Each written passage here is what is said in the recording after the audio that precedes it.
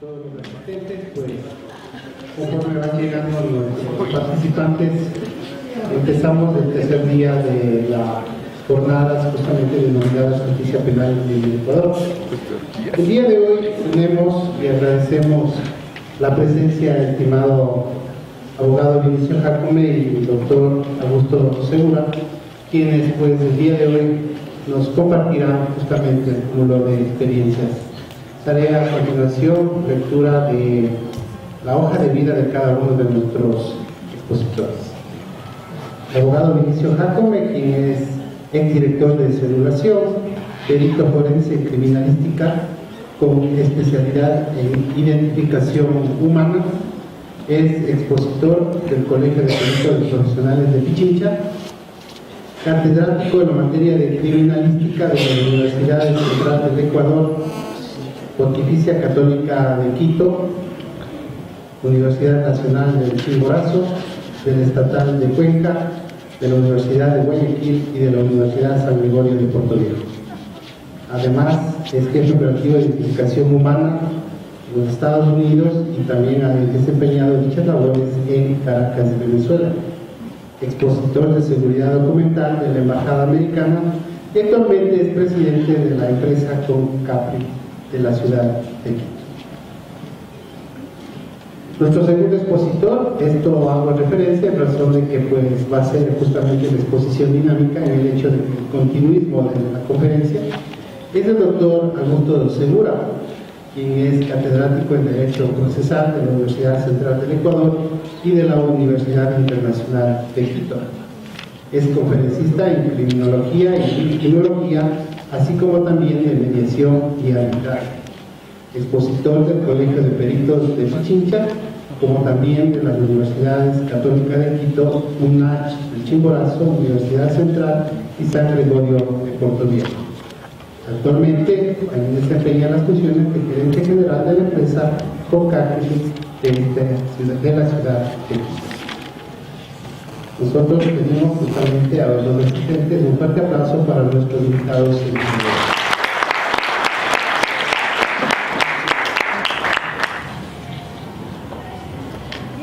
Muy buenas tardes, señores asistentes. Muchísimas gracias, doctor Patricio Molina. En la tarde y noche de este día vamos a compartir escenario con otro catedrático que es el doctor Augusto Segura, en donde vamos a tomar dos temas fundamentales dentro del ámbito jurídico. El primero, que es la identificación humana dentro de la legislación y del derecho, y el segundo, lo que es la oratoria forense, que también temas muy importantes dentro de nuestra quehacer diario en la vida jurídica del país. Nos gusta a nosotros dar las clases de manera socrática. ¿Qué significa esto? Que nos gusta que las personas, los estudiantes, intervengan en el momento en que tengan ustedes alguna duda o alguna inquietud acerca de algún tema que estamos tratando. Por lo tanto, yo les invito a que si es que ustedes tienen alguna duda en el momento en que estemos viendo cualquier situación de la que vamos a ver de lo que es la identificación humana, ustedes pueden pedir la palabra y hacernos la pregunta o la duda que tengan para poder absorber en ese momento estas inquietudes. Entonces, quisiera empezar con una anécdota estudiantil que nos va a servir como fundamento para que podamos nosotros entender más o menos lo que es el entender al pie de la letra lo que dice la ley y el código. En una universidad, en el aula de medicina, estaba el maestro dictando clases y se acerca ante un estudiante y le pregunta y le dice: dígame, señor estudiante, ¿cuántos riñones tenemos? El estudiante le queda mirando y le dice: tenemos 4. El maestro le dice al ayudante de cátedra: señor ayudante de cátedra, parece que tenemos un asno en el aula. Necesito que me traiga un poco de alfalfa. El estudiante, al escuchar esto, le dice: y para mí me trae un cafecito.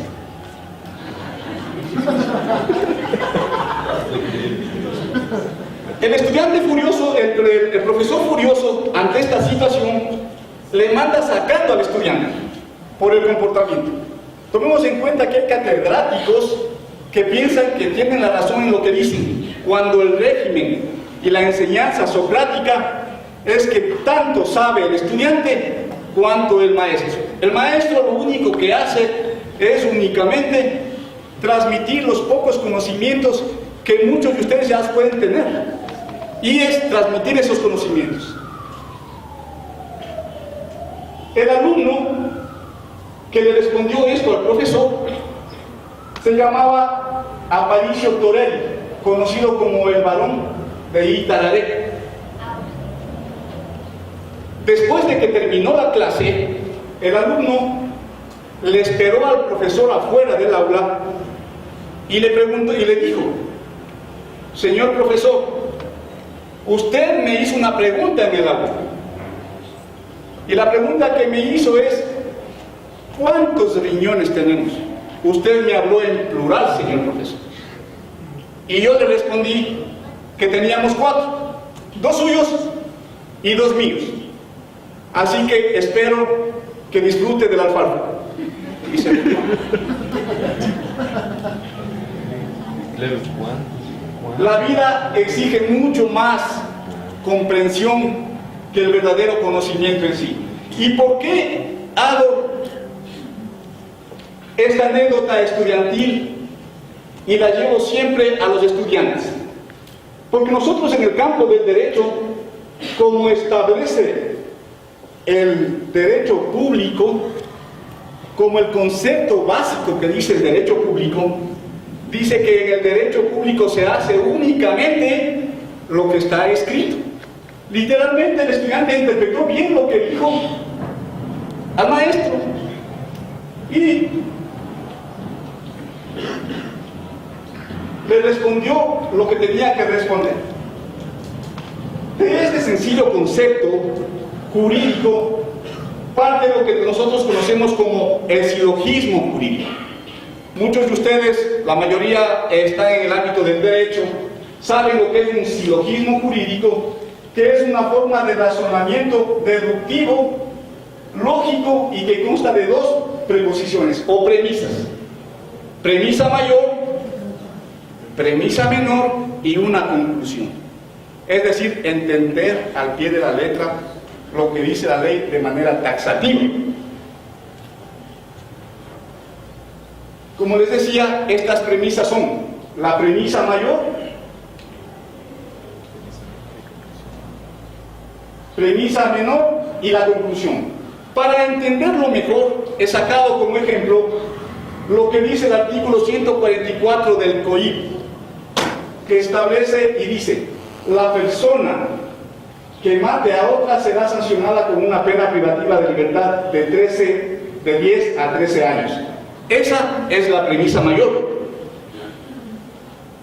Si es que Pablo, en un hecho confuso, mató a Pedro, se convierte esta en la premisa menor. ¿Cuál será la conclusión? Si Pablo fue encontrado culpable del delito de homicidio, debe ser sancionado con pena privativa de libertad de 10 a 13 años. Esa es la conclusión. Pero para que las autoridades, los operadores de justicia, lleguen a esta conclusión y puedan determinar el cometimiento de un delito, existe un proceso de investigación. Y este proceso de investigación implica situaciones de índole técnico y científico. Para llegar al conocimiento cabal y que la Fiscalía, luego de todo un proceso investigativo, llegue a tener los elementos que conocemos, son los elementos de convicción, para la imputación o no del delito, debe valerse de métodos modernos de investigación hoy en día. Y estos métodos modernos de investigación hoy en día se llaman las ciencias forenses o ciencias auxiliares. Dentro de la investigación recordemos que el testigo más fundamental dentro de una investigación es la evidencia. A la evidencia se la conoce como el testigo mudo. ¿Por qué será el testigo mudo? Porque en el lugar de los hechos nosotros vamos a encontrar un sinnúmero de elementos que nos van a servir y nos van a ayudar para que podamos determinar cómo ocurrió tal o cual delito. A esta se le conoce como el testigo mudo, y el que debe hacer hablar a este testigo mudo, es decir, a la evidencia, utilizando la técnica, es el investigador forense. Recordemos que los métodos de investigación en la antigüedad eran demasiado bárbaros, demasiado fuertes. Por ejemplo, tenemos la imagen que vemos ahí. Ustedes ya asocian esa imagen. ¿Sí la asocian? ¿Quién será? Caín y Abel. ¿Cómo sabemos que son Caín y Abel? Ya estamos haciendo ahorita un juicio de valor. ¿Por qué? Porque de acuerdo a la imagen nos remontamos hacia muchísimos años a la historia. Pero después de que nosotros veamos la investigación y determinemos que efectivamente el señor que está golpeándole se llama Caín y el de abajo se llama Abel, entonces ahí sí podemos tener una conclusión lógica. La conducta criminal, señores, es tan antigua como la historia de la humanidad misma. En uno de los 46 libros que constituyen el Antiguo Testamento, dentro del Pentateuco, ya se relata el primer hecho criminoso, que fue el asesinato de Abel a manos de su hermano Caín. Es decir, el delito viene desde hace siglos y siglos atrás. Cabe destacar que según el autor Javier Cuna Portilla, en su libro Violencia, Memoria Amarga, hace 3000 años, los chinos hacían tomar al presunto farsante polvo de arroz. Si es que el supuesto farsante escupía el arroz húmedo, significaba que era culpable. Si es que escupía seco, prácticamente inocente. Utilizando la simple lógica, no íbamos a encontrar a ningún individuo que sea inocente, porque las mismas glándulas biológicas del cuerpo generan saliva y por ende iba a escupir mojado, ¿no es cierto? También los israelitas en el juicio de Dios acercaban un hierro candente a la lengua de los testigos o del testigo. Si no se quemaba, era porque estaba diciendo la verdad. Si se quemaba, pues obviamente estaba mintiendo. ¿Sí? Muchos son los métodos y técnicas que se han utilizado para determinar si una persona estaba diciendo la verdad o estaba mintiendo. Métodos demasiadamente arcaicos y muy duros. Según los historiadores, los aztecas utilizaban drogas como el peyote, que es una droga que le hacía a la persona ver visiones y crear imágenes internas. Incluso en las épocas modernas, en la Segunda Guerra Mundial, se utilizaba lo que se conoce como el pentotal sódico o suero de la verdad, para decirle o obligarle a una persona que diga algo que podía estar dentro de sí, sea verdad o no sea verdad. Ustedes dirán, menos mal que no vivimos en esa época. No porque íbamos a convertirnos en delincuentes o testigos, sino porque al ser abogados nos iba a ser muy difícil tratar de demostrar de que lo que va a escupir el testigo, el arroz que tenía en la boca, iba a escupirlo seco. Entonces, ustedes se dan cuenta de que cómo va cambiando la investigación y las técnicas forenses. En la India, por ejemplo, con las aplicaciones de las leyes de Manu, A los infractores se les provocaban marcas visibles en la frente y otras partes del cuerpo mediante la aplicación de hierros candentes. Es decir, una forma tormentosa de marcar al delincuente, como que fuera una red prácticamente. También se utilizaba lo que se conoce como el aplastamiento. El castigado era aplastado por un elefante o un objeto de gran peso. El empadamiento.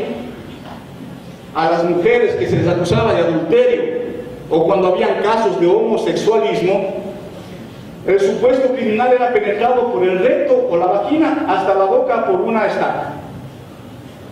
Las formas de torturar tan terribles que había y las formas de tratar de encontrar la verdad. La rueda de Catalina. El prisionero era colocado en forma de cruz en una rueda en donde se le rompían prácticamente todos los huesos. Al acusado en otras circunstancias le servían vivos, le echaban aceite con alquitrán en una olla de agua, les metían en las hogueras, quemándolos, especialmente cuando eran considerados como brujos o brujas, y de esa forma los castigaban. Y en la China, el famoso Lin Chi consistía en que el prisionero era rebanado completamente. Estos criminales morían prácticamente destazados por los verdugos. Había la aserradura. El reo era colgado de una maquinaria en donde prácticamente era cerrado por la mitad y partido en dos.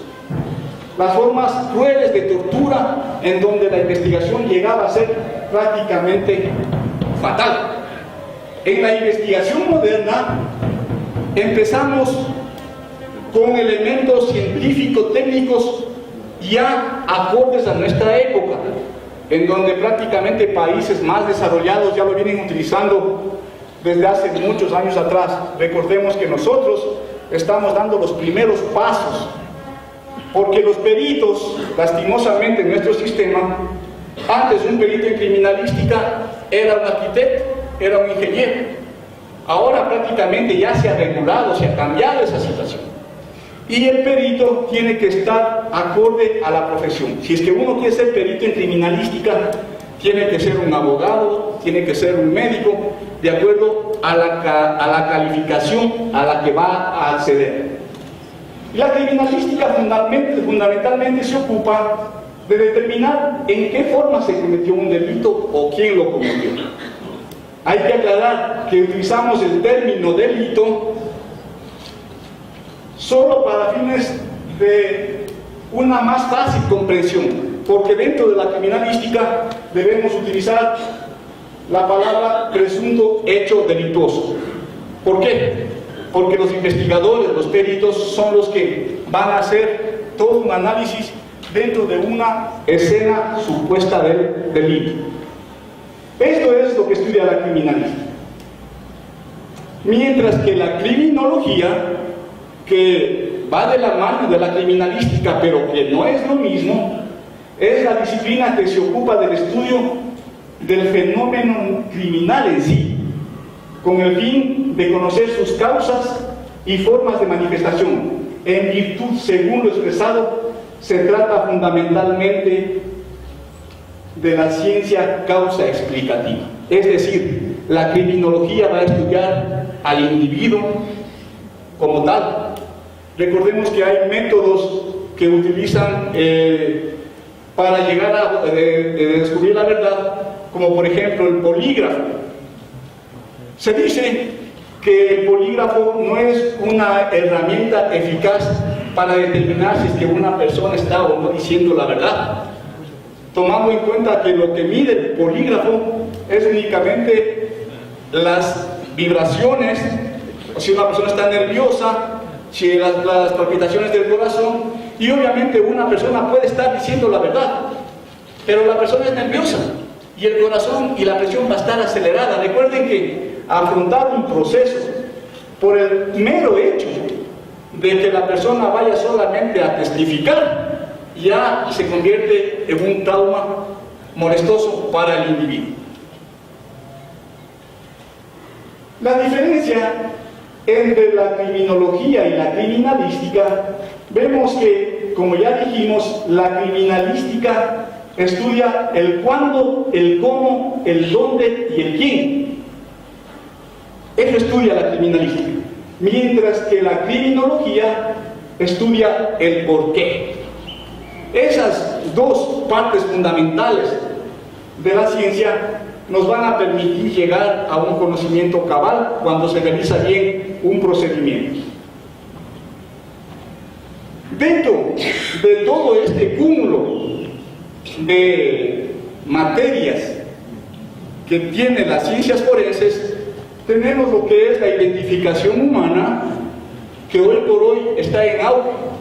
Si nosotros hacemos un análisis de los juicios y de los casos que se llevan en el país por falsificación de documentos públicos en las notarías, por un sinnúmero de situaciones, uno de los mecanismos fundamentales es llegar a la identificación humana.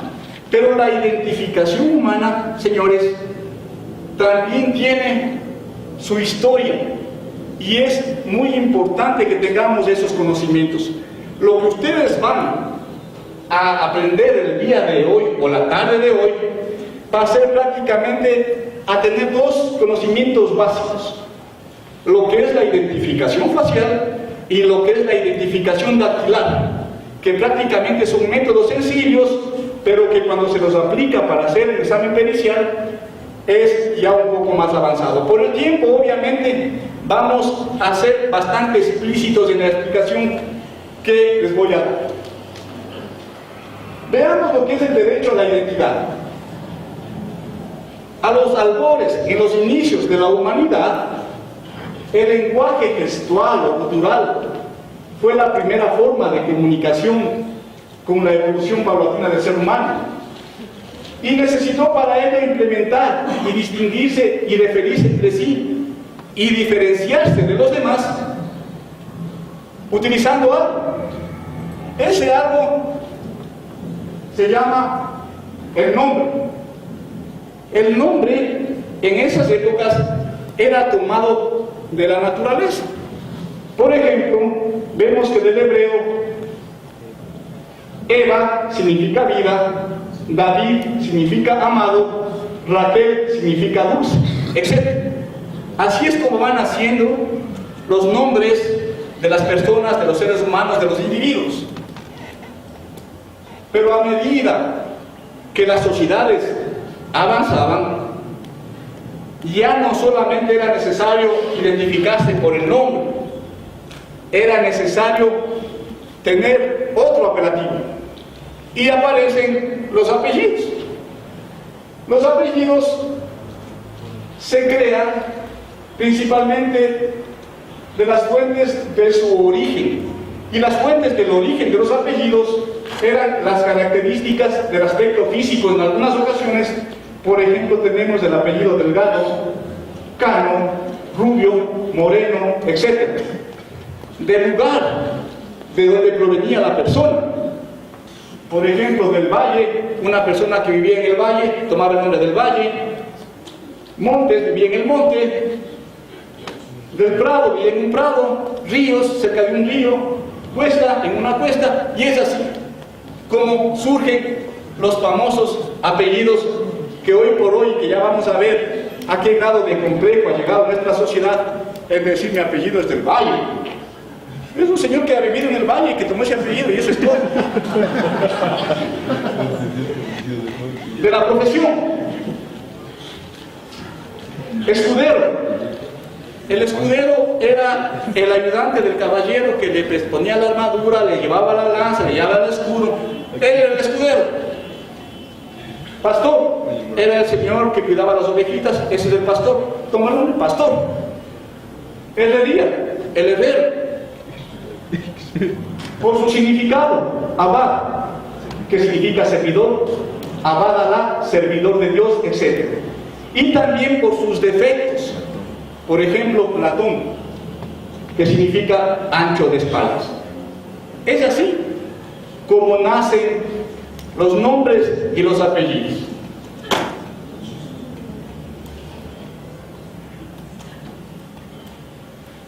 los españoles, de donde provenimos nosotros, adoptan los nombres por derivación del nombre del padre. Por ejemplo, los hijos de Martín derivó en Martínez, Martinici, etc. Los hijos de Sancho en Sánchez, Sáenz, Sanz, Sáez, Saiz. En Inglaterra y Suecia se agregó al término hijo al final, es decir, en inglés hijo significa son. Por ejemplo, o por lo tanto, el hijo del señor Paulo, ¿qué apellido tendría? Paulson, ¿no es cierto? El hijo del señor Roberts. Y es así como empiezan a hacerse los apellidos. En Alemania, el término hijo es Schon. En Dinamarca, Sen. El hijo del señor Paulsen, el hijo del señor Robertsen. Y es como se han ido generando los apellidos a través de todos los tiempos. Hace algún tiempo estuve yo en un supermercado en Quito, y para que ustedes se den cuenta cómo es el complejo que tenemos los ecuatorianos y que también tenemos un grado hasta de racismo, había una cola en la caja donde tenía que pagar una señora, y la señora, para que le escuchen, dice: me llamo Rocío de Paulson. Y cuando dijo el apellido lo dijo pero a voz en cuello, Paulson, para impresionar al resto. Yo como algo sé dije: ha sido la señora hija del señor Paulo. Así de sencillo. Entonces, lo que nosotros debemos saber, estar conscientes, señores, es de nuestras raíces, de lo que somos y de lo que valemos, con el conocimiento que tenemos que tener y que aprender día a día, y que lo vamos a poner en práctica en nuestra profesión diaria. Eso es lo que va a valer. Lo otro, los complejos, los disqueapellidos pelucones de Cuesta, del Valle, del Río, ya ustedes saben de dónde provienen.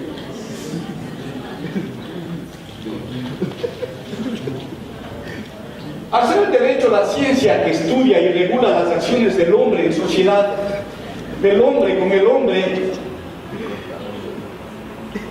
y del hombre con las cosas, para darle a cada uno lo que le corresponde, ha requerido y requiere determinar en forma fehaciente lo que es la identidad humana. La identidad humana tiene que presentar condiciones sine qua non para poder adquirir derechos y contraer obligaciones. Por lo tanto, vamos a ver parte de lo que es la ley de registro civil, que ya esa ley fue cambiada. La ley de registro civil, muchos de ustedes o todos ustedes como abogados saben que hoy se llama Ley Orgánica de Gestión de la Identidad y Datos. La ley de registro civil anterior, o Ley Orgánica de Registro de Identidad y Datos, basa todo su esquema legal en dos aspectos sencillos pero fundamentales. ¿Cuáles son estos? Los hechos y los actos. ¿Qué serán los hechos? ¿Alguien me puede decir qué es un hecho? ¿Nadie? Lo que sucede en ese instante. Un acontecimiento, correcto. Un hecho, en el término común, es aquella situación en donde no interviene la mano del hombre. Ese es un hecho. Por ejemplo, nosotros no podemos evitar de que salga el sol, de que llueva o de que haga calor. Ese es un hecho natural. Pero en el campo jurídico hay dos hechos. ¿Cuáles serán esos hechos en el campo jurídico? Y que regula la ley de registro civil: el nacimiento y la muerte. Esos son los hechos. Y ahora, ¿qué serán los actos? En el sentido del concepto normal, Los actos son aquellas situaciones en donde ya interviene la mano del hombre. Pero en el campo jurídico, ¿cuáles serán esos actos? ¿Cuáles serán los actos en el campo jurídico? Las inscripciones de nacimiento y las inscripciones de defunción. En esos aspectos se basa lo que es la ley orgánica de gestión de la identidad y datos civiles. Por lo tanto, las personas que han nacido, pero que no han sido inscritas en el registro civil, han nacido físicamente, sí, pero ¿habrán nacido jurídicamente? Por supuesto que no. Por lo tanto, para que una persona tenga todos los derechos, deberes y obligaciones, tiene que tener el registro de inscripción en la institución correspondiente, que es el registro civil. Es decir, esta persona ha nacido física y también jurídicamente luego de que fue inscrita. Caso contrario, no existe. Y ustedes van a tener casos en su vida profesional cuando va una persona y le dice: vea, doctor, doctora, necesito inscribirme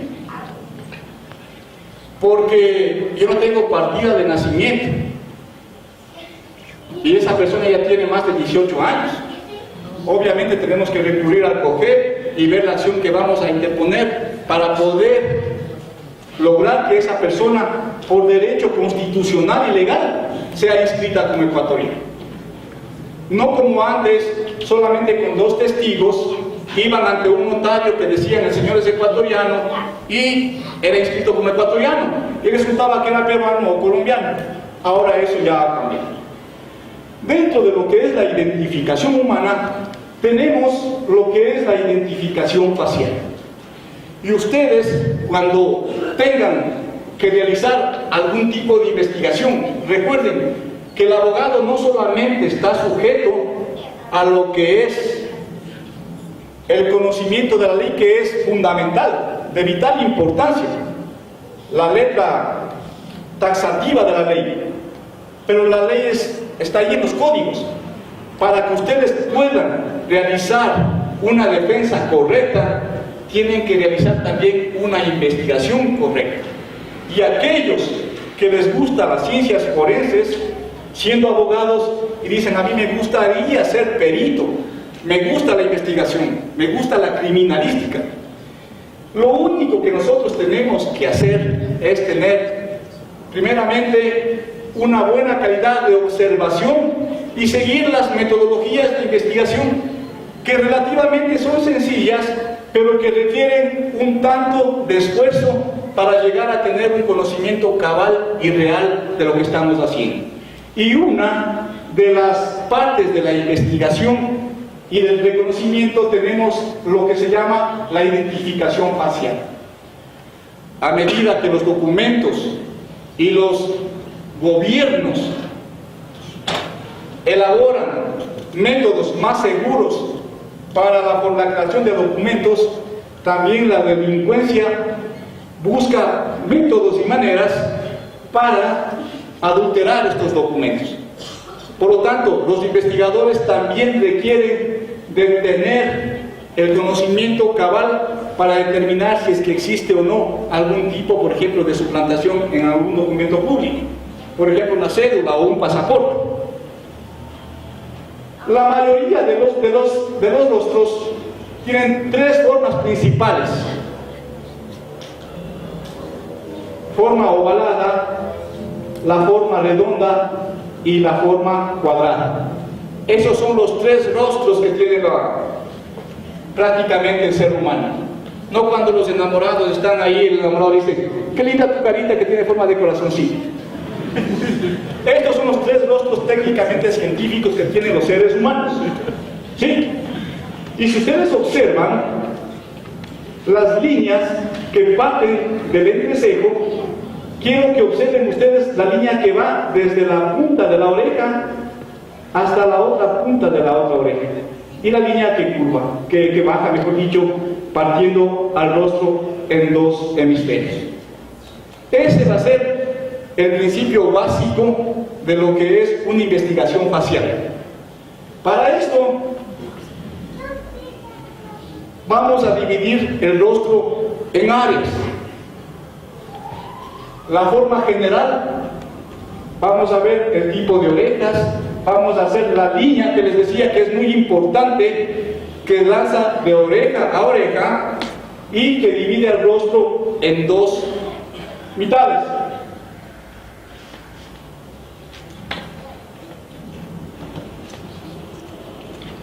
¿Qué pasó?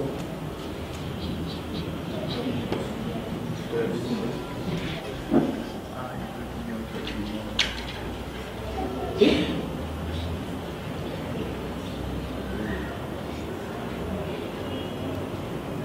Quiero que observen ustedes, señores, esas imágenes.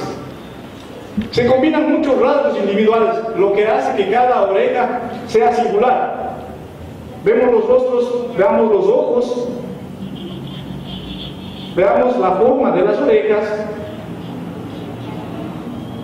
Ustedes prácticamente con estos sencillos pasos que les estoy dando, ustedes, si es que observan bien, van a darse cuenta de que ya podemos encontrar diferencias sustanciales en la verificación facial, que es muy importante.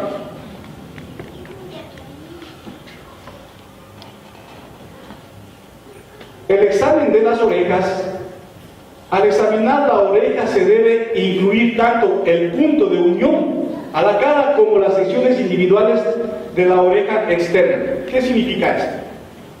La hélice, que es la parte superior de la oreja, la tuberosidad, la antihélice, la concha, el trado y el ojo. Solamente quiero en esta tarde que ustedes se den cuenta de la observación de las orejas en el rostro de la persona. Solamente eso, porque con los avances de la medicina, con los avances de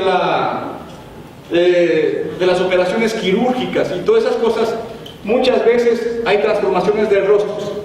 Pero lo que se refiere a las orejas prácticamente es imposible. Es bastante complicado. Por eso, cuando ustedes van a sacar la visa norteamericana, los americanos, ¿qué es lo que le dicen primero? Tiene que traer la fotografía de tal tamaño con un fondo blanco, justamente para hacer esta medición de las orejas, para evitar lo que se llaman las suplantaciones de identidad. El examen de los ojos, como les decía, se puede hacer, pero obviamente viendo el color de los ojos, los párpados, si es que están caídos o levantados, la profundidad de los ojos en las órbitas, la distancia entre los ojos y la toma de los ojos o la forma de los ojos, son redondos o si son achinados y todas esas cosas. El examen de la nariz no lo vamos a tomar en cuenta, porque ahora vamos donde el doctor Quilindaña, que es un experto en reconstrucción facial, y nos pone la nariz respingada. Entonces prácticamente eso ya nos va a generar problemas. Pero vamos a centrarnos en lo que es la identificación facial por medio del estudio de las orejas. Pero vamos a ver el ala del orificio nasal, la punta de la nariz, el tabique, y también hacemos un examen de la zona de la boca. La forma del filtro, que es la distancia que está entre la nariz y el labio superior, el grosor de los labios, la posición relativa de la mandíbula superior e inferior. Y por último paso, ubicamos los rasgos faciales. Esta línea es la que nos interesa, la línea que va desde la punta de la oreja hacia el otro extremo y que tiene que pasar esta línea meridiana, ver por dónde pasa, si pasa por debajo de los ojos, por sobre los ojos También vamos a ver el lóbulo inferior, si está pegado a la cara, si está abierto, y también vamos a valernos, obviamente, de la forma de los labios, alguna característica del mentón y esas cosas, para tener un conocimiento y yo llegar a un concepto real de si se trata o no de la misma persona. Aparentemente, de pronto ustedes no conocían muy bien este tema, muchos sí lo habrán conocido, pero este tipo de suplantaciones en pasaportes y en cédulas es bastante cotidiano. Es muy cotidiano encontrar este tipo de situaciones en nuestro medio.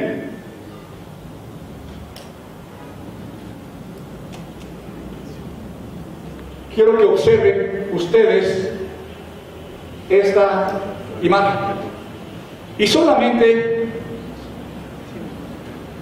de acuerdo a lo que vimos, quiero que ustedes me digan si es que se trata o no de la misma persona. Sí. ¿Sí? ¿Podemos pasar adelante? Pasemos. Venga, venga, sin miedo. Vamos, pasemos. Rapidito porque tenemos... Ya me está viendo con mala cara el doctor Segura, ya quiere pasar al frente. Venga, rapidísimo. ¿Es o no la misma persona que estamos viendo en esta imagen? Bueno, primeramente buenas tardes con todo el público presente. Sí, se trata de la misma persona, por las siguientes características que quizás aquí en la parte de los ojos, si nos podemos dar cuenta acá está un poco más como más plana, algo así. Igual aquí en la parte de los cachetes. Ok. ¿Alguien tiene otro concepto? ¿Eso no es? ¿Alguien no está de acuerdo con lo que acaba de decir el señor? Sí. ¿Eso no es? No es. Vamos, pasemos rapidísimo. Tenemos hasta las 11 de la noche ahora.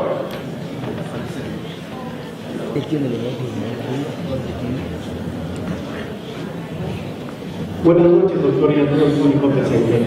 Bueno, yo parto desde que no es la misma persona en virtud de lo que nos acaba de explicar, tomando en consideración la línea horizontal de extremo de oreja a oreja, yendo a la cabeza en dos hemisferios, no coincide la persona de la parte del lado izquierdo, ¿sí?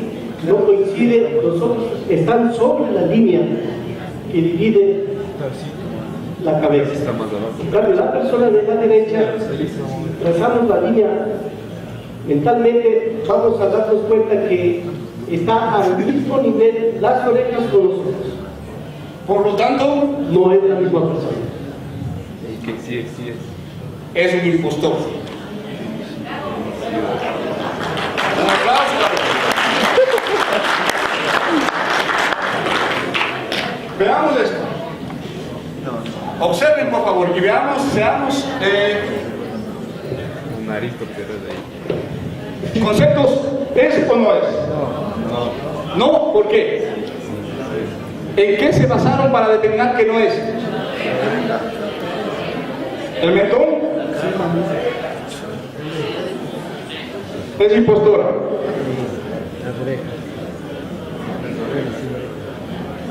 Porque si ustedes observan el óvulo, lo tienen prácticamente soldado a la oreja, ¿no es cierto? Esos detalles que aparentemente son tan sencillos son de vital importancia para determinar la identificación facial de un individuo o de una persona impostora.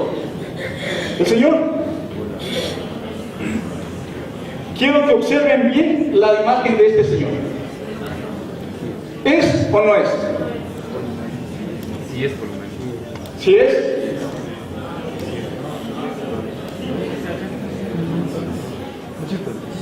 Si ustedes observan, primeramente vamos a ver que las fotografías tienen algún tiempo que fueron tomadas, ¿verdad? Eso es de entrada lo que estamos observando. Pero aquí les dije que también observen otras situaciones. Acá la fotografía de este señor, que no podemos hacer la medición de oreja a oreja porque está media perfilada, y de hecho esta fotografía a este señor no le va a servir para sacar el pasaporte americano, porque no se le puede ver toda la faz correctamente. Pero sí podemos determinar otra situación importante, que es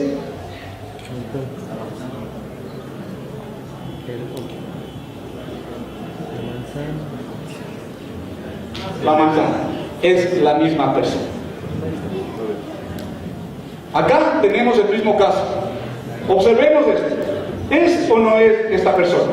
Sí, Por por la nariz y el mentón. ¿qué dirían? Tiene algún tiempo de diferencia entre fotografía y fotografía, ¿verdad? Sí. Por lo tanto, eso no es la misma persona. Sí. La misma persona. Sí, no, porque... ¿Acá? ¿Es o no es la misma persona? No, no es. ¿Quién dijo que no es? Pasa. Vamos. Pase. Pase, señorita. Rapidito. Disculparán, pero así damos las clases nosotros para que ustedes puedan entender y captar mejor. Si están de acuerdo, ¿verdad? Si no, me dicen nomás y cambiamos de metodología. No. Ok. ¿Es o no es la misma persona? ¿Por qué? La oreja, usted como perito, ¿qué encontró en la oreja de la de el micrófono? La forma de los orejas es diferente, igual de los ojos. Estos ojos son redondos y los otros son hundidos. Pero si es que yo estuviera haciendo la pregunta, pero señorita perito, usted me dice que no es, pero para mí es la misma persona. Explíqueme algo más técnico para determinar y que me convencernos de que no es. Hablaste de la oreja, correcto. No coincide, al trazar la línea mentalmente tampoco coincide. ¿En qué parte es más importante la fijación de esta persona a pesar de que está delante? La parte inferior Ajá, la parte inferior. la tiene pegada y acá la tiene abierta, ¿no es cierto? Por lo tanto, lo que ha hecho la perito al dar un concepto que no se ha equivocado es el correcto, es una imposta. Tomen en cuenta que estos documentos y esta información es de hechos de suplantadores.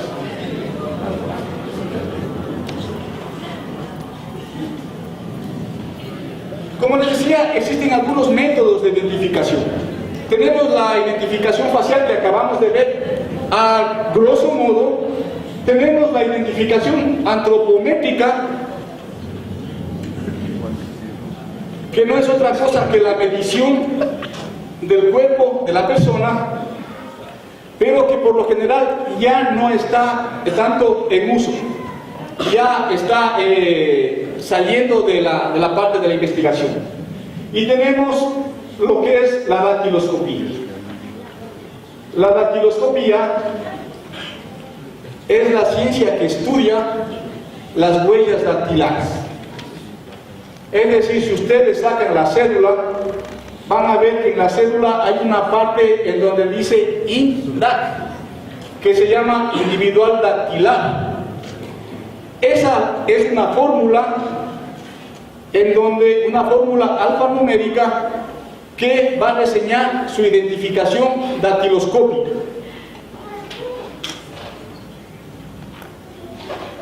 La tarjeta índice que reposa en el registro civil, vemos que tiene datos tanto de registro civil, tiene datos de fotografía y tiene huellas dactilares. Ustedes van a decir, pero eso es una mancha.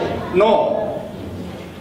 Estas huellas que están aquí son un mapa dactilar en donde vamos a encontrar información verdadera y real de si es que una persona es la misma que se supone o se busca.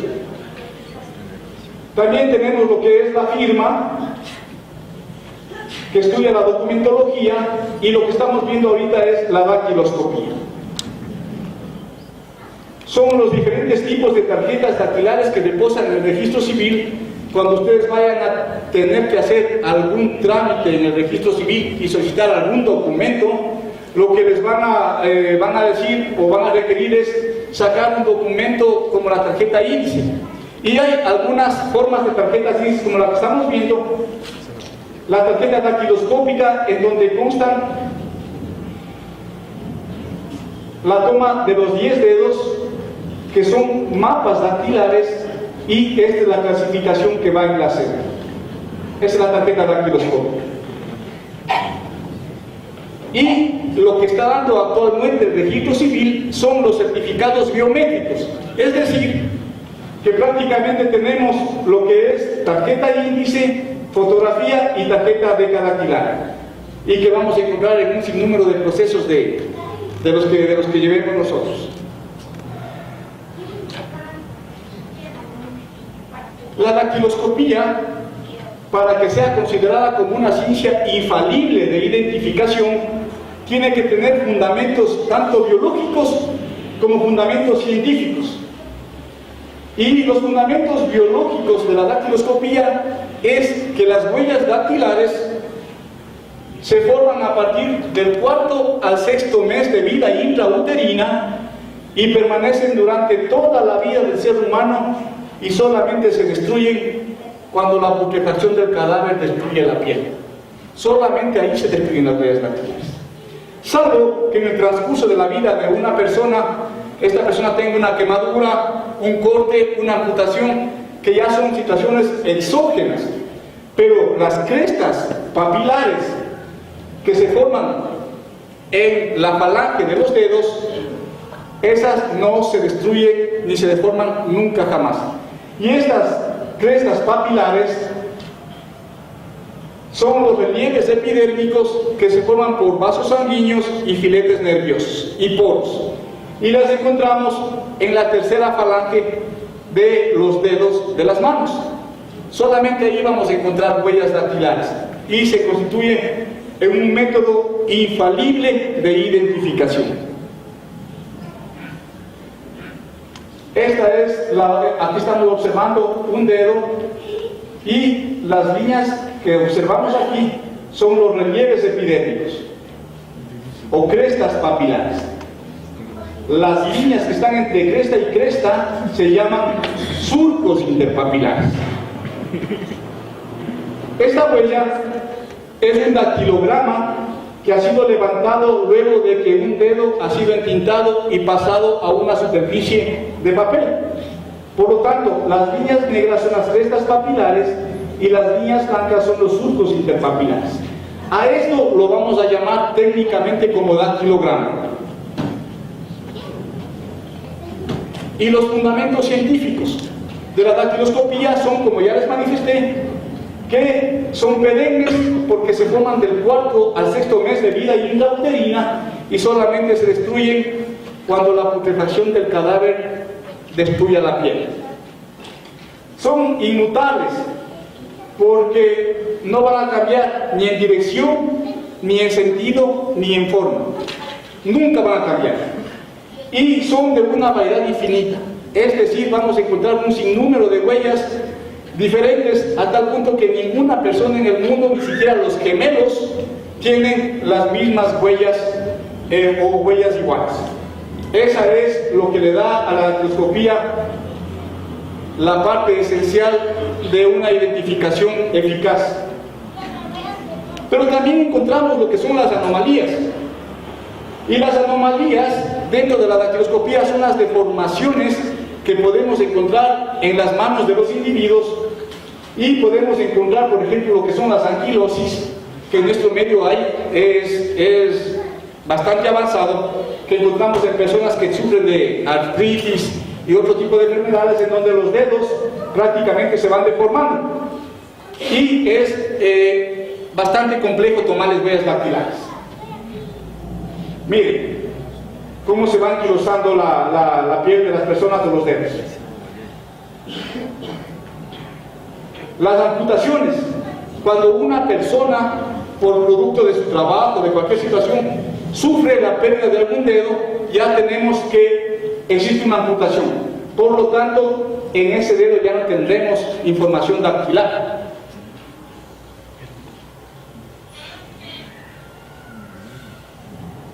Son imágenes reales de personas que han tenido accidentes de amputaciones, tenemos otras anomalías como la polidactilia de personas que esta enfermedad ya es de índole genético, que nacen con más de 5 dedos y son fácilmente identificables, ¿no? Tienen, como podemos ver aquí, tienen un meñique de más. Es la polidactilia, más de 5 dedos.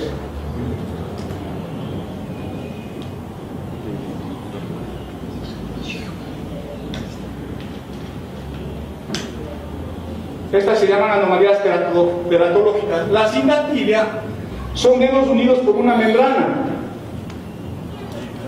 que ahora, hoy por hoy, pueden ser operadas, pero con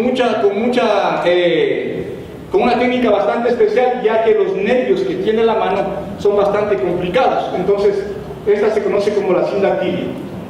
La ectrodactilia, vemos que un dedo es mucho menor que el resto. Son las anomalías teratológicas.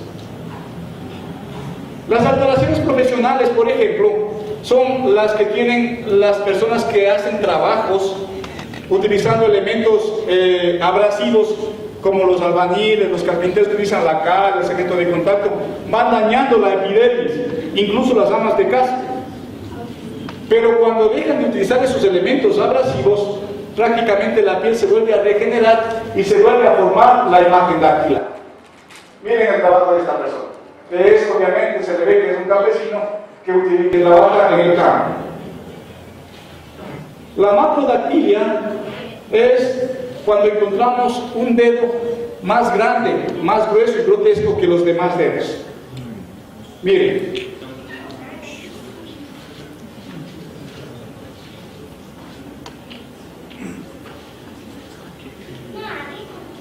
La bífides es un problema congénito, también genético, en donde parece que se quisieron formar 2 dedos en uno mismo y dando la forma de un corazón.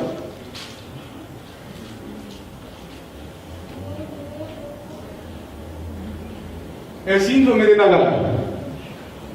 Los investigadores de la Universidad de Politécnica de Haifa, del Centro Médico en Rambam, descubrieron que hay personas que nacen sin huellas dactilares.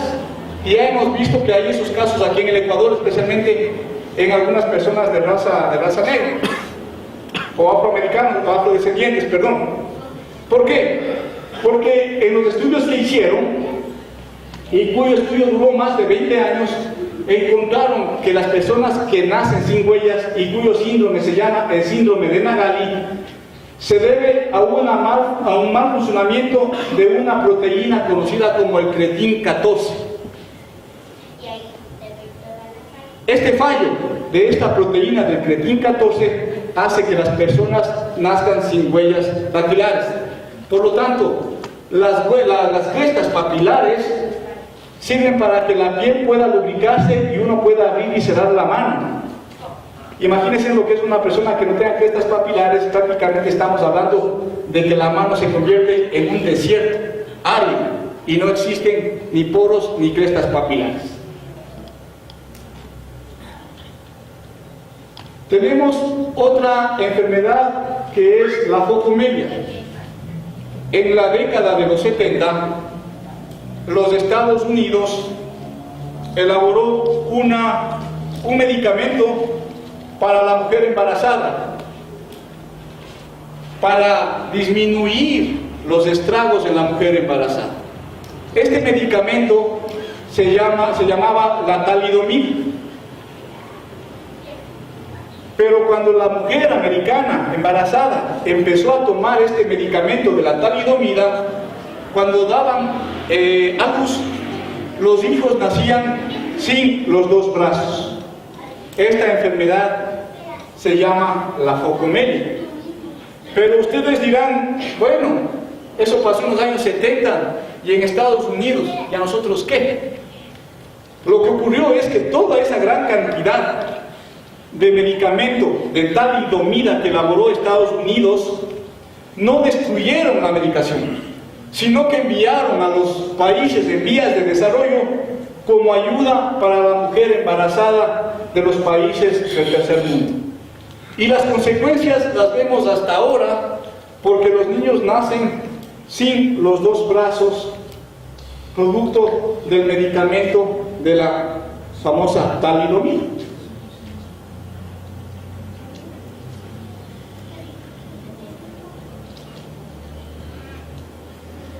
Como decíamos, el dactilograma es el dibujo que se ha formado después de que el dedo haya sido entintado y puesto en un soporte papel. Lo que les estoy explicando ahorita son solamente las bases de lo que es la identificación humana en la dactiloscopía, pero al terminar esto, ustedes van a ver que los 4 grupos fundamentales son sencillos de observar y de clasificar. Para poder cotejar, bueno, ya es un poco más complejo. Vemos aquí un dactilograma en donde podemos observar las crestas papilares y los surcos interpapilares. A la huella prácticamente levantada en un soporte o papel o en la cédula se le conoce con el nombre de dactilograma. Existen los sistemas crestales. Nosotros al dactilograma lo vamos a dividir en 3 sistemas, que son la zona marginal, que es la que se encuentra sobre la base, sobre el pliegue de flexión, la zona basilar, la zona marginal que se encuentra al margen y la zona nuclear que se encuentra en el centro del dactilograma. Esos son los 3 pasos fundamentales que va a utilizar el perito para determinar o hacer una verificación dactilar.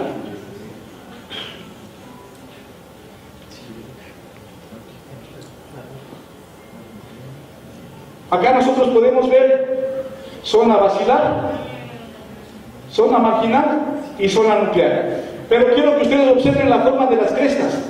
¿Qué forma tienen estas crestas que están observando aquí ustedes? Completamente cerradas, ¿no es cierto? Esa ya es una característica de un grupo fundamental. Y nosotros en nuestro país utilizamos el sistema argentino, el sistema Bucetich, que se basa en 4 grupos fundamentales. El primer grupo, que se llama el grupo de los arcos. En el grupo de los arcos vamos a encontrar que las crestas papilares tienen la forma de un arco. Observen. Y se van formando como arcos. Y se clasifica en los pulgares con la letra A y en los demás dedos con el número 1. Esos son los arcos dentro de lo que es la dactiloscopía. Y es el primer grupo fundamental. Si ustedes cogen su cédula y ven la individual dactilar que tienen, van a ver que van a tener muchos A11 y así algunas características numéricas. El siguiente grupo es la presilla interna. En la presilla interna vamos a ver que las crestas papilares ya no tienen forma de arco, sino que caen hacia la izquierda del observador. Miren, esa se llama la presilla interna y se le clasifica con la letra I para los pulgares y con el número 2 para los demás dedos. No estamos hablando ahorita de los deltas porque hablar de estudio déltico es un poco más complejo y por el tiempo no tenemos la oportunidad de verlo. Pero la forma de la caída de crestas es lo que me interesa que ustedes tengan conocimiento en este momento. El tercer grupo corresponde a la presilla externa. A diferencia de la presilla interna, vemos que las crestas papilares, que son estas, caen hacia la derecha del observador. Y para los pulgares se los clasifica con la letra E y para los demás dedos con el número 3. Es el tercer grupo. Y el cuarto grupo fundamental es el verticil. Las crestas papilares que ustedes están observando prácticamente se cierran todas en el centro. Cuando vamos a hacer nosotros un cotejamiento dactilar, lo primero que hacemos es ubicar a qué grupo fundamental corresponden las huellas, los dactilogramas. Y luego hay un proceso que se llama la búsqueda de puntos característicos. Buscar puntos característicos en dactiloscopía es buscar partes de crestas que tengan una característica única e irrepetible. Por ejemplo, en esta persona que tiene aquí una especie de seta, si ustedes observan esto, ninguna otra persona en el mundo va a tener esta misma especie de seta en este lugar, en este dactilograma. Eso es lo que le hace la ciencia infalible. Y para que nosotros podamos determinar si una persona es o no es la misma que se supone o se busca cuando hagamos un cotejamiento dactilar, debemos encontrar entre 9 y 14 puntos característicos. Pero ya es un procedimiento un poco más avanzado. Lo que acaban de ver ustedes en esta tarde, que ha sido a grosso modo, es prácticamente los principios de lo que es la dactiloscopía, la identificación facial dentro de lo que es la identificación humana.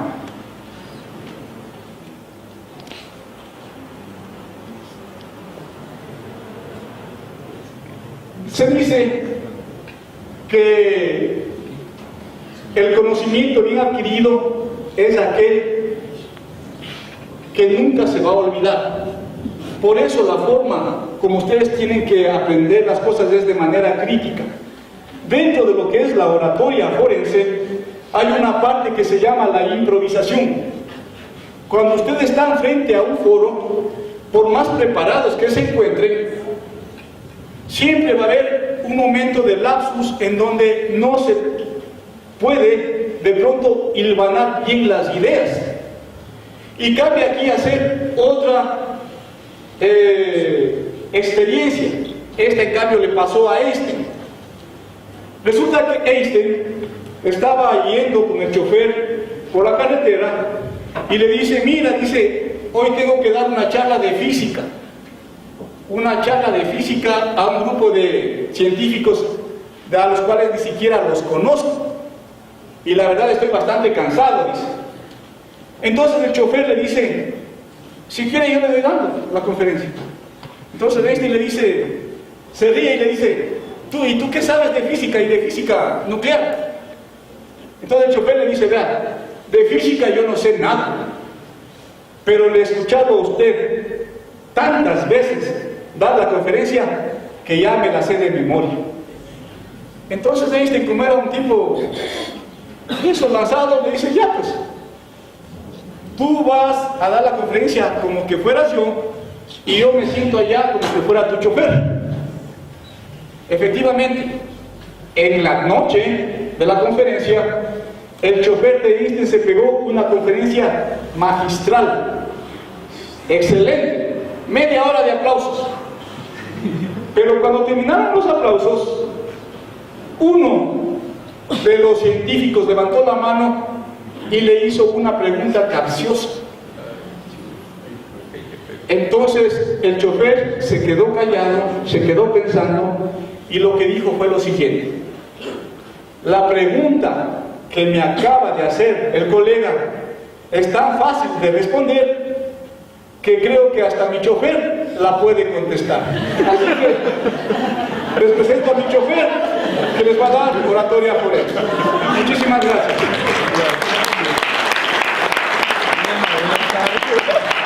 ¿Alguna inquietud que tengan ustedes al respecto? No, porque yo me respondí. Vale, que responde el chofer.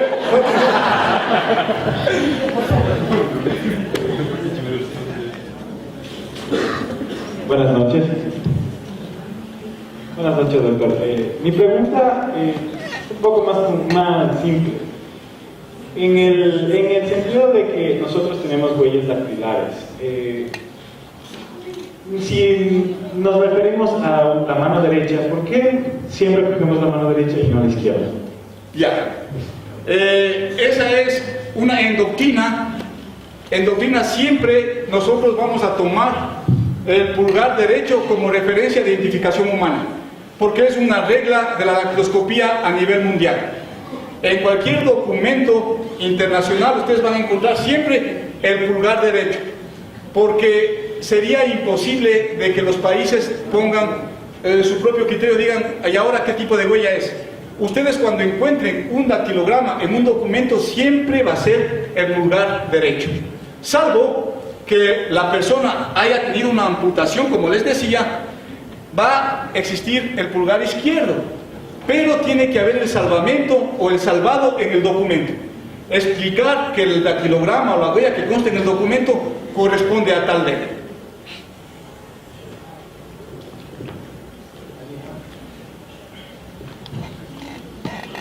¿Nadie más? Perfecto, entonces se ve que entendieron bien. Cuando veamos más a profundidad la dactiloscopía y la identificación humana, vamos a topar puntos más interesantes. Así que gracias.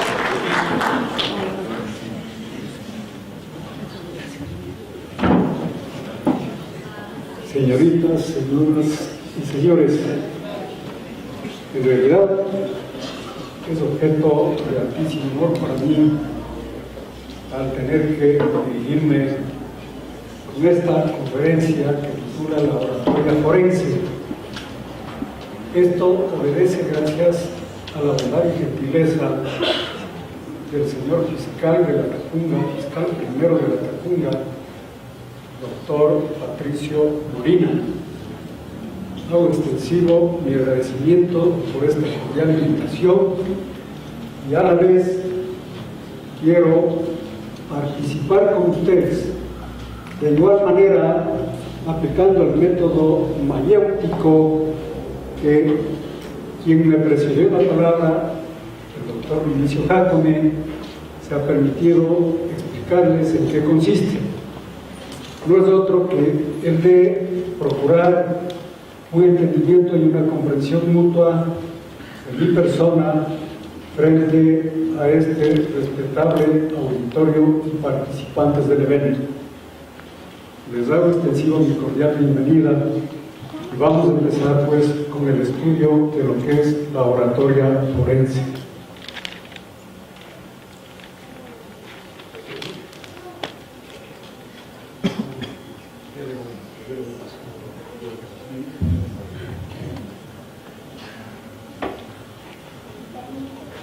El sistema de justicia oral en el Ecuador viene implantándose allá desde el año 1998, en que la Constitución de la República del Ecuador, en su disposición 27ª, de lo que establece pues y manda esta Constitución, allí se dice de que los procesos judiciales deben ser ejecutados, en fin, en forma oral.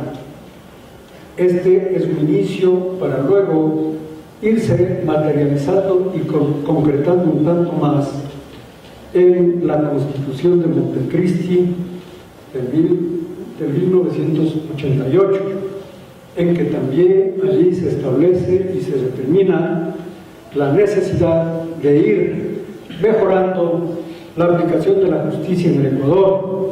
Allí se determina también de que la oralidad es el procedimiento más adecuado, es el procedimiento moderno que tenemos que aplicar, que seguir pues en todas y cada una de las fases procesales. Dice: la modernización, que no es lo mismo que los trasplantes e improvisaciones de los últimos tiempos, ha puesto en vigencia el Consejo de la Judicatura y exige, dice, una nueva actitud frente a la vida, y nosotros los profesionales del derecho frente a este reto. Es obvio que tenemos y vemos la necesidad de mejorar nuestro conocimiento, de mejorar prácticamente nuestra lexicología, nuestro comportamiento, en fin, frente a los juzgados y tribunales de justicia. Es allí donde efectivamente tenemos nosotros la necesidad de demostrar nuestras habilidades, nuestras destrezas y nuestra capacidad retórica, nuestra capacidad oratoria, para poder hacer efectivo pues este gran procedimiento moderno que está en vigencia y es de actualidad y mayor desarrollo en los países europeos, no descartando lógicamente de igual manera los beneficios pues, que esta metodología viene generándose también en nuestros países de América Latina. Es así que en las audiencias orales dice que van a transmitirse todos los medios gráficos. Tenemos que aprovechar pues, los gráficos de apoyo que sustenten la exposición oral del abogado, el pizarrón, la tiza líquida, la utilización de transparencias, videos, grabaciones magnetofónicas, sistemas de videos de conferencias, audiencias telemáticas, el sistema denominado Skype y todo cuanto nuestra imaginación nos permita dar mayor vida y valor a las intervenciones. Muchos de estos presupuestos ya se encuentran recogidos en el nuevo Código Orgánico General de los Procesos, igual que en el Código Integral Penal COIP. Como concepto de oratoria, diríamos que no es otra cosa la oratoria forense, el arte y la ciencia prácticamente del bien hablar, el arte de saber presentarse en público, el arte de dirigir la palabra al auditorio y hablar pues, en términos muy puntuales y concretos, capaz de llegar al convencimiento, capaz de llegar pues, a dar lugar a la formación de lo que conocemos como son los buenos criterios, los criterios forenses. Entonces, esta situación está relacionada no con otra cosa, sino con principios igual y técnicas de formación del orador, en este caso del abogado, porque el abogado es el orador forense, el que tiene que dirigir la palabra y hacer posible el entendimiento pues, de los jueces y de los demás sujetos procesales. ¿A través de qué? No a través de otra cosa, sino de la elocuencia, a través de la habilidad, a través de la palabra, para llegar en buen sentido a la aplicación lógica de buenos criterios que permitan alcanzar el convencimiento de los jueces, el convencimiento de los administradores de justicia, no en sentido de querer impresionar o faltar a la autoridad de alguna manera, sino más vale pues sin sugestionar al sujeto procesal, al juez en este caso, en fin, etcétera, pues permitir la formación pues, de los criterios de convicción, los criterios a través de los cuales el juez, en realidad de verdad, va a tener la oportunidad, va a tener la posibilidad de poder dictar sentencia y juzgar en buenos términos, en fin, pues, al procesado. Como generalidades de la oratoria forense tenemos que, a través de las normas y reglas, es un auxiliar poderoso, dice, para que el tribunal presente sus ideas, resuelva las controversias, disminuyendo con habilidad el valor de los argumentos contrarios. De modo que el abogado deberá dirigirse con empeño a la razón que la imaginación y el sentimiento, sin perder vista los preceptos legales y las circunstancias del proceso. En tal virtud, el abogado aspira más bien a persuadir que a conmover. Lógico, las palabras, la expresión, la comunicación con las que el abogado se dirige pues al tribunal, a los jueces, en fin, y a los demás sujetos procesales. Estos no demandan prácticamente manifestaciones sentimentales, en fin, etcétera, sino más vale demanda pues un buen pronunciamiento, una situación justa y equitativa en materia de juzgamiento. Llegar, como dije, a la formación del mejor criterio de convicción de los administradores de justicia y en particular también de los beneficiarios, en este caso los usuarios de los servicios pues, del derecho y de la justicia en nuestro país. Características: tiene un carácter evidentemente funcional, puesto que la tarea de persuadir y convencer al orador se lleva a cabo en función de un resultado pretendido, que coincide con el fallo de la sentencia postulada. De allí que el abogado deberá analizar tanto la prueba de los hechos como los preceptos legales, doctrina, jurisprudencia aplicables y, una vez encausados los propósitos pretendidos, comunicar con precisión y eficacia. Es obvio, esta situación pues no hace otra cosa que, como un corolario, digamos así, ver la aplicación directa, pues el reconocimiento expreso de los derechos que le asiste a la persona como tal, pero dentro de un marco de justicia y justeza, de una situación pues que real y verdaderamente el juez, actuando en una forma neutral, imparcial, justa, transparente desde todo punto de vista, tenga la oportunidad de juzgar y emitir una resolución que estará formulada o dada a través de la sentencia que dicte en contra de la persona a la que se le está juzgando, pues, o al inculpado, como se dice vulgar y permanentemente pues en nuestro quehacer judicial. El auditorio al que se dirige el orador o juez, que es un tribunal de justicia, el auditorio es, lejos de ser un sujeto pasivo de la comunicación, interviene activamente en el proceso al influir y condicionar la actuación oratoria. A mayor afinamiento es un auditorio difícilmente sugestionable, en el que el conocimiento y la experiencia constituyen un elemento necesario. Es obvio determinar que en realidad de verdad el abogado debe estar capacitado, debe estar prácticamente empatizando con la función que está cumpliendo al actuar, ya sea como defensor, en fin, de la persona inculpada o acusada, o al actuar también como acusador, en defensa pues del ofendido, de la persona agraviada. Esta persona, tiene el abogado, que tener el don de la palabra, el don de la convicción, convincente, en fin, etcétera, para poder en realidad de verdad alcanzar el gran objetivo, que es, en un caso pues, de que la persona sea juzgada en menor grado, de ser posible, luchando lógicamente en defensa de su libertad, el don más preciado de la persona, pues, que es la libertad, que es el perdón, en fin, etcétera. Y en el otro caso, de igual manera, persiguiendo que asimismo el juez, en estricto rigor de la palabra, en estricto rigor de la justicia, en realidad se pronuncie en términos pues defensivos, en términos que favorezcan el reconocimiento, el resarcimiento de los daños y perjuicios, en fin, etcétera, de la persona que ha sido ofendida.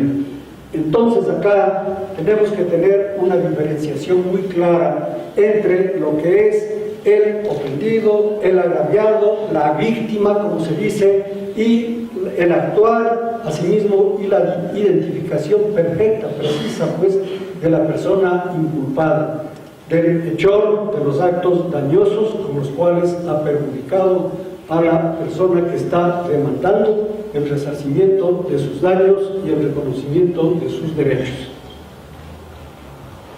Características: la oratoria forense es un proceso eminentemente dialéctico, en el que predomina la exposición de la tesis y antítesis, argumentaciones, refutaciones de un debate judicial, en el que la oratoria deberá emplear armas con rigor y eficacia con el fin de lograr hacer prevalecer nuestras tesis en el proceso contradictorio. Efectivamente, filosóficamente hablando, desde épocas inmemoriales, lógicamente la dialéctica ha sido una parte o un aspecto filosófico que ha permitido llegar a través de las elucubraciones, a través del diálogo, de la conversación, en fin, etcétera, a identificar el establecimiento de la verdad.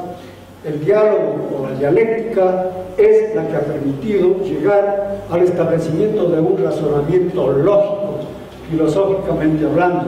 Y el derecho, pues el estricto rigor de derecho, al reconocer precisamente, al reconocer los daños, al reconocer los agravios de las cuales ha sido objeto la víctima. En tal virtud, en el marco de la oratoria, en el marco del diálogo. Como digo, el profesional no ha hecho otra cosa que permitir viabilizar el conocimiento real, la conciencia real y un pronunciamiento en estricto rigor de derecho y de justicia. La preparación de la audiencia oral en lo no penal. Esto significa, al decir no penal, pues quiero aclarar de que está la organización pues, de los principios relacionados con la preparación de audiencia, hace referencia a los aspectos de carácter civil propiamente tales. Y entonces, como todos nosotros conocemos, acá dentro de un proceso nosotros tenemos periodos o etapas que reconocer. Entonces, acá la formulación y la iniciación de un proceso civil radica concretamente pues, en la formulación y presentación de la demanda. Inicia con la demanda y entonces esta puede clasificarse a sí mismo de conformidad con los diferentes elementos, con las diferentes clases, en fin, etcétera, de procedimientos o procesos establecidos por la ley. Tenemos los procesos ordinarios, tenemos los procesos de expediente, pues hay una clasificación que establece el COGER concretamente, determinando de que existen 6 clases de procesos: el ordinario, el proceso,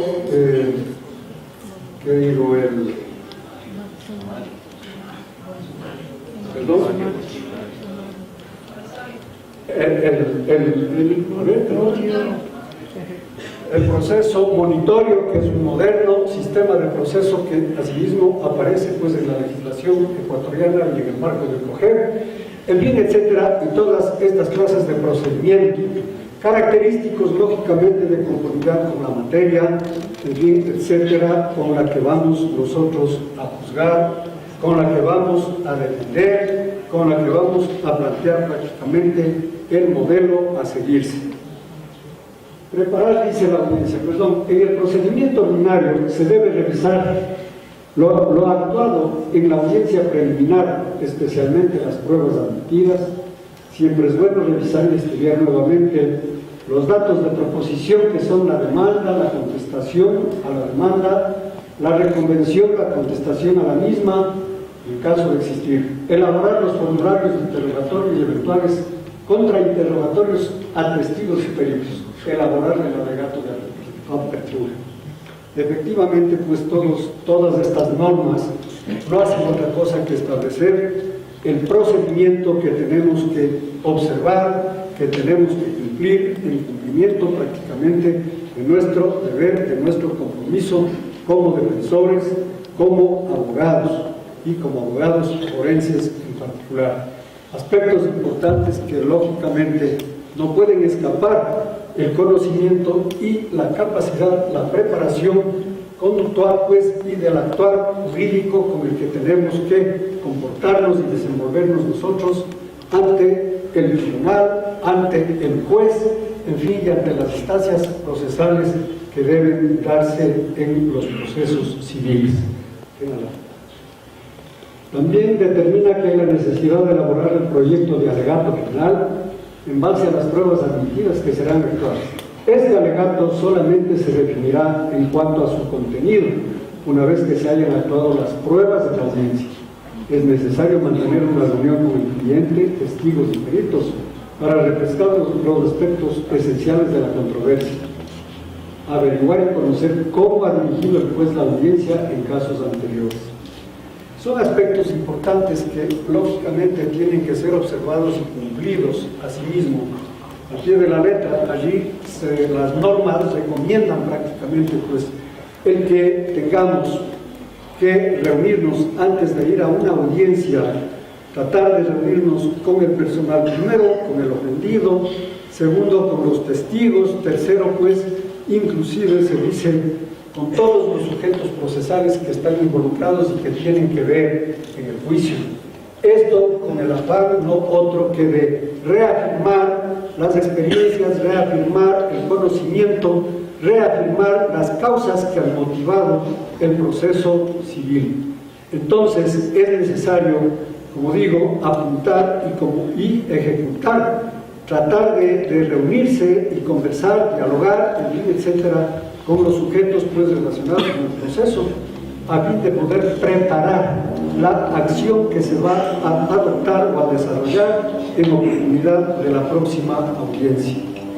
Son aspectos que no podemos prescindir, no podemos definitivamente dejar de lado, y con mayor razón si entramos a la etapa del diálogo, a la etapa de la formulación de alegatos, en fin, etcétera. Estos deben ser compartidos, estos deben ser analizados y al final formulados los alegatos que vamos a plantear pues en oportunidad de una audiencia. Estos deben ser y estar bien estructurados, deben estar fundamentados, capaz de que estos alegatos sean conducentes a lograr y alcanzar el éxito en lo que tenga que ver con la resolución o sentencia final que será emitida por el señor juez. Luego tenemos algunos aspectos que considerar y los que tiene que aplicar, observar prácticamente un buen orador en la sala de audiencias. Dice, hay ciertas actitudes que dan una imagen positiva del abogado litigante en la sala de audiencias y en su forma de hablar. Estas son tener una buena presencia, saludo de presentación inextendida, respetar al auditorio, no hacer señales de aprobación y desaprobación. Mientras interviene la parte contraria, sigamos por favor los demás aspectos. No interrumpir si no lo estrictamente necesario. Observar obediencia al juez, quien es el director de la audiencia. Mantener una buena compostura, ser comedido, discreto en el hablar y actuar. Preferiblemente no leer alegatos, si se puede. Manejar una ayuda a memoria, el alegato debe ser breve, claro y preciso. Estas son normas que deben ser obviamente observadas, deben ser cumplidas en lo que tiene que ver con el buen actuar, con el buen desenvolvimiento y quehacer del abogado forense. En realidad, de verdad, pues todas estas normas exigen manifestaciones de conducta, manifestaciones de expresión, manifestaciones de un buen comportamiento, manifestaciones de un buen actuar, de un actuar responsable.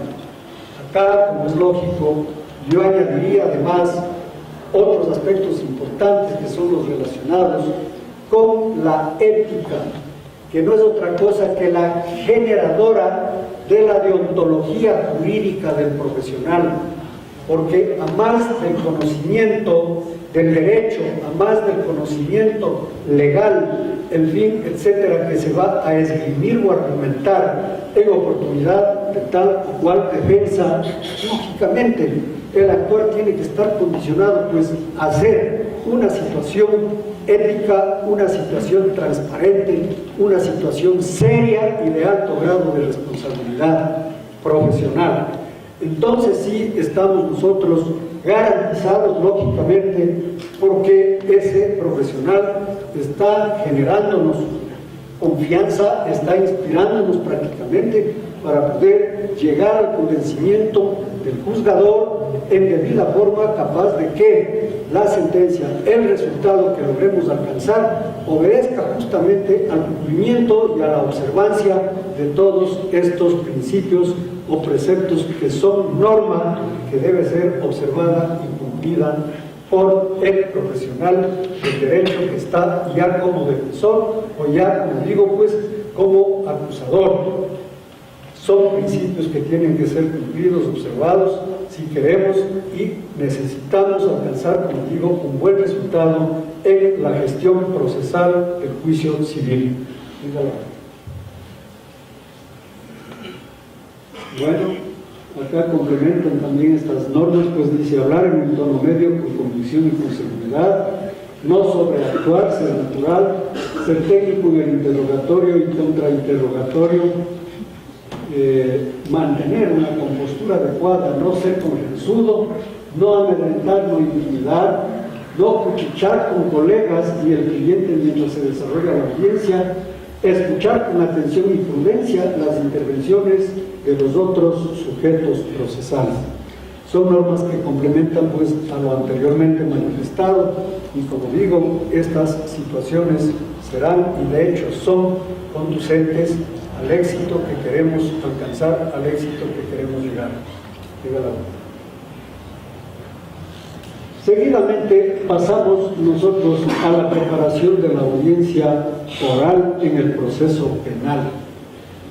Esta situación pues y el proceso civil del proceso penal marca una gran diferencia entre lo uno y lo otro.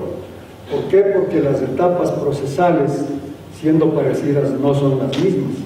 Y entonces, en materia del proceso penal, nosotros tenemos que sujetarnos igual a la observancia, al cumplimiento de determinadas normas, de determinada actuación puntual, profesional, que caracterizarán pues la buena o mala conducción, el bueno o mal quehacer en lo que respecta a sí mismo a los procesos penales. Entonces dice que la audiencia de calificación, tenemos allí pues entre otras etapas o procesos especiales que tienen que ver en materia penal, empezamos, dice, con la audiencia de calificación de flagrancia.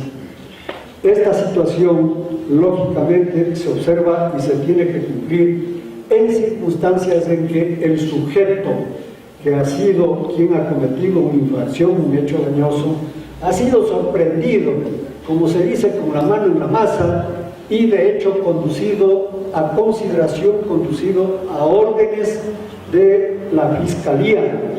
Quien entre en conocimiento de esos hechos dañosos inmediatamente, que el sujeto ha sido aprehendido y puesto a su consideración. Es allí donde procederá inmediatamente pues la audiencia de calificación de la flagrancia, a fin de poder determinar el delito, a fin de poder determinar el hecho dañoso en el que ha incurrido el sujeto que está siendo en este momento procesado, que está prácticamente siendo o va a ser de hecho tipificado o identificado como autor o como cómplice prácticamente de un hecho dañoso, como cómplice de una infracción penal que bien puede ser un delito o una contravención. Entonces, en el marco, en el alcance prácticamente del hecho dañoso cometido, este sujeto pues será objeto prácticamente de consideración, en fin pues, y de análisis para poder determinar real y efectivamente qué tipo de delito o qué tipo de infracción penal es en el que ha incurrido. Y de conformidad con ello, lógicamente, ser juzgado o de conformidad con ello, pues ser sujeto al debido proceso judicial que tenga que darse por esa o con esa persona. Finalmente dice, intervendrá oralmente el detenido. Bueno, esto es dentro del proceso, pues, que lógicamente quien tomará la palabra al principio, ¿no es cierto?, y quien dirigirá prácticamente la gestión, o sea, el acto procesal, no es otra persona que el señor fiscal. El fiscal es el que calificará la flagrancia, el que determinará la infracción o delito cometido, en fin, etcétera. Luego de eso, pues, si la persona que cometió la infracción o delito está acompañado de un defensor, también el defensor, en fin, de la parte identificada como actora, como hechora pues, del acto dañoso, en fin, tomará la palabra. Lógicamente, desde el inicio de la gestión, ese abogado tendrá que luchar por desvirtuar el delito, por desvirtuar prácticamente la acción en la que ha incurrido, la falta dañosa en la que ha incurrido este sujeto procesal. Luego de esto podrá intervenir también el acusado, en este caso pues el infractor, haciendo la defensa de su persona, asimismo luchando y explicando pues lo contradictorio prácticamente de la parte o materia de la que se le está acusando. El infractor, pues en todo caso, tratará de negar, tratará de ocultar el delito en el que ha incurrido. este puede acogerse al principio del silencio y pedir la comparecencia de un abogado defensor para conjuntamente con él comparecer a la audiencia pues, y tratar de defenderse. Entonces, dentro de esta situación tiene importancia, gran importancia la actuación, como digo, del señor fiscal en primer lugar, luego de eso pues de los abogados, del abogado acusador, del abogado defensor y del sujeto pues inculpado en el cometimiento de la infracción o delito. El defensor del imputado dice, persiguiendo siempre la absolución del culpable o por lo menos la rebaja de la pena por la existencia de atenuantes. En fin, el fiscal siempre en defensa de la sociedad para solucionar o absolver al imputado según los méritos procesales determinen la actuación del imputado. No existe tiempo límite en estas audiencias para la intervención de cada uno de los abogados y corresponde tanto del poder analítico como de la capacidad de síntesis. El discurso que deba anunciar el abogado, utilizando todos los recursos propios de la oratoria, dentro del género forense, sin llegar a fatigar al auditorio, pero siempre aprovechando su tiempo para decir todo cuanto sea necesario en mérito a la causa que está defendiendo. Es obvio que acá se tiene que poner de manifiesto la facilidad de palabra, la retórica, la buena oratoria del expositor, del defensor, capaz de que dentro de un menor tiempo posible, sin generar dilatorias, sin generar incidentes, en fin, etcétera, pueda llegar al convencimiento pues del señor fiscal o de los sujetos procesales juzgadores, del señor juez, en fin, etcétera, de que quede o vaya desvirtuándose, como se dice, la responsabilidad penal. O caso contrario, pues después de luchar por esta situación, si no ha logrado transparentar, no ha logrado prácticamente proteger a su defendido, por lo menos amainar la situación y alcanzar del señor juez, de los demás sujetos procesales, alcanzar una situación pues que real y verdaderamente sea blanda y convenga a los intereses del inculpado.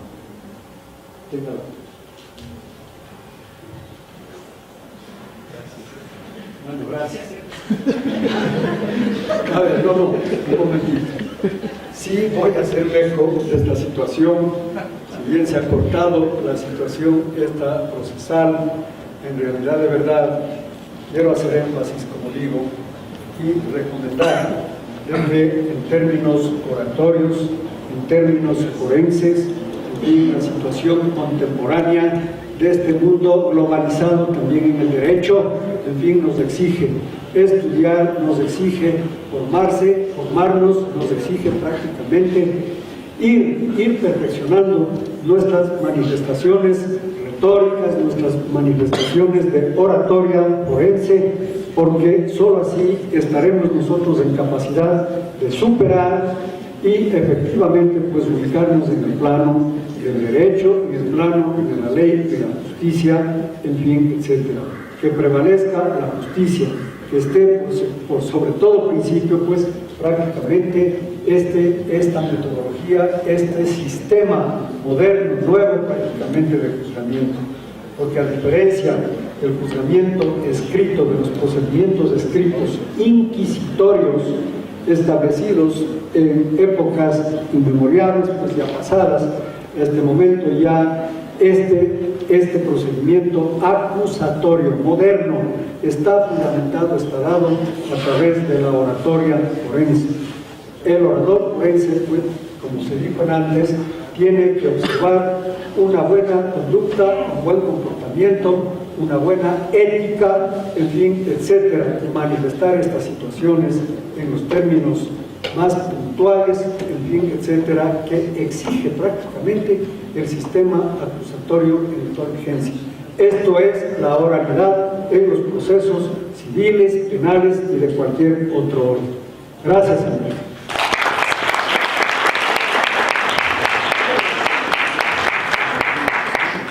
Bueno, muchísimas gracias. Con la venia del doctor Augusto y con la venia de la sala, quiero complementar un poquito más lo que es la oratoria forense dentro de lo que es el individuo mismo como orador.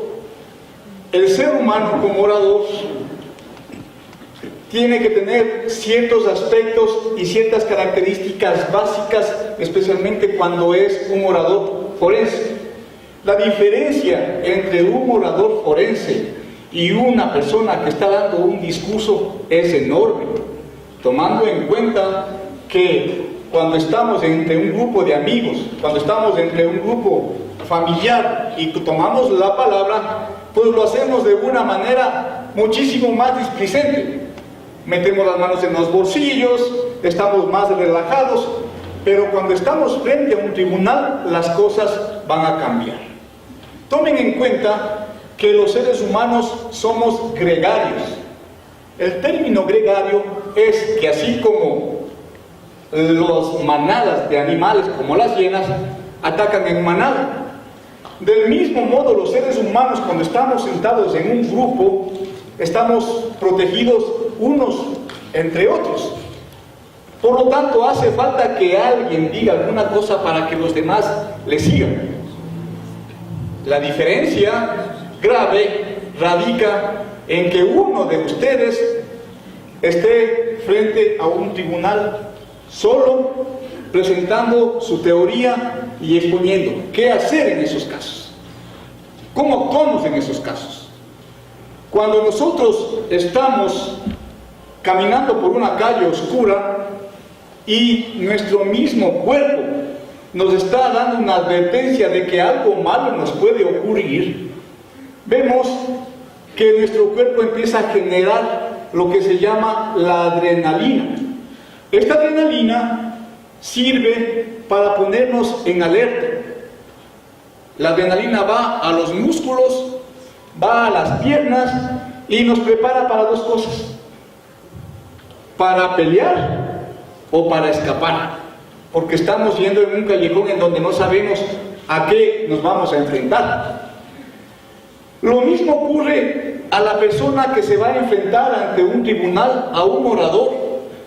Lo mismo le va a ocurrir con la adrenalina, pero la adrenalina en este caso ya no va a ir ni a las piernas ni a los músculos, sino que se va a quedar en el cerebro.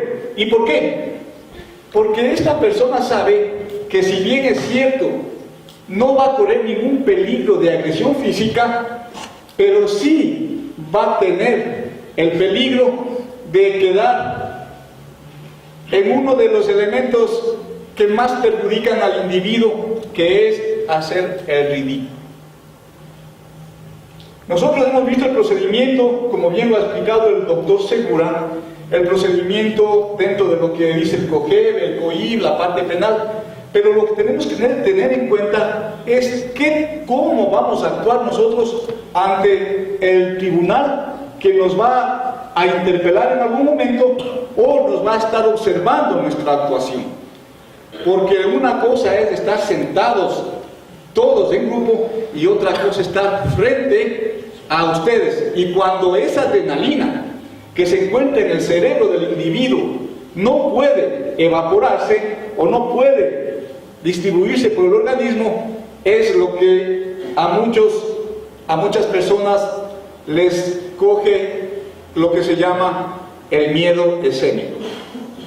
Y una vez que cuando les ha agarrado el miedo escénico, prácticamente se quedaron en blanco. No sé si les ha pasado que cuando han tenido que dar una lección o defender una tesis en la universidad, en el colegio, dicen: no sé qué me pasó, me estudié toda la noche, sabía todo, pero cuando estuve frente al profesor no sabía nada. Eso es el miedo escénico. Para eso tenemos que trabajar. Para eso tenemos que trabajar primeramente antes de entrar al escenario. Tenemos que hacer ejercicios de respiración en donde podamos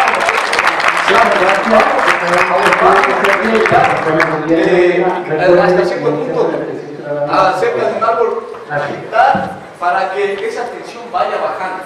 Poco a poco nos vamos a ir tranquilizando. Y los otros pasos importantes dentro de la oratoria forense es saber utilizar lo que les decía hace un momento en son de broma, las improvisaciones, los intervalos el silencio, porque más vale quedarse callado 5 o 10 segundos hasta que nuestra mente vuelva a hilvanar las ideas, a estar con las famosas muletillas,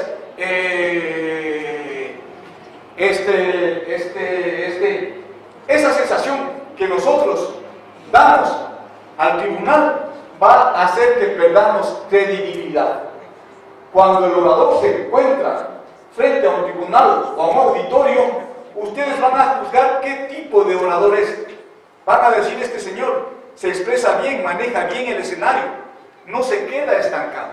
Pero para eso es un proceso de aprendizaje. Primeramente, una de las buenas costumbres que tiene que tener el orador es dedicarse a la lectura, aprender a razonar y hacer prácticas, que no es nada del otro mundo, porque esto ya es técnica del orador. Cuando estemos frente a un espejo, empezar a hablar como que estuviéramos frente a un tribunal o frente a un auditorio. Esto, ténganlo por seguro, que en algún momento, cuando ustedes tengan que estar en una situación de esas, les va a servir de gran manera, porque caso contrario van a haber muchas personas, y han habido muchas personas, que en el escritorio son muy inteligentes, hacen excelentes escritos. De hecho, uno de los que les preparaba los discursos a Velasco Ibarra era un hombre que era muy inteligente, pero que cuando estaba en el escenario era una persona completamente muda, no podía decir absolutamente nada, porque no sabía manejar esas situaciones de estrés y de tensión. Para concluir, yo quisiera sacar las palabras de ese famoso escritor Víctor Hugo, que dijo: no hay nada más grande en el hombre, en la naturaleza, que el hombre, y nada más grande en el hombre que su mente. Por lo tanto, el poder lo tienen ustedes, y solamente de ustedes depende que la capacitación que ustedes reciben, el sacrificio que hacen, venir a los seminarios, es para enriquecer su conocimiento, que en algún momento les va a servir de mucho y van a ser unos excelentes profesionales en el ámbito que a cada uno les toque representar. Muchos de ustedes van a llegar a ser fiscales, jueces, buenos abogados litigantes, lo que sea, pero para eso siempre una recomendación: estar actualizándonos día a día, no solamente en la ley, sino también en esto, que parece sencillo, pero a la vez es complicado: la oratoria forense. Muchísimas gracias, que tengan buena noche.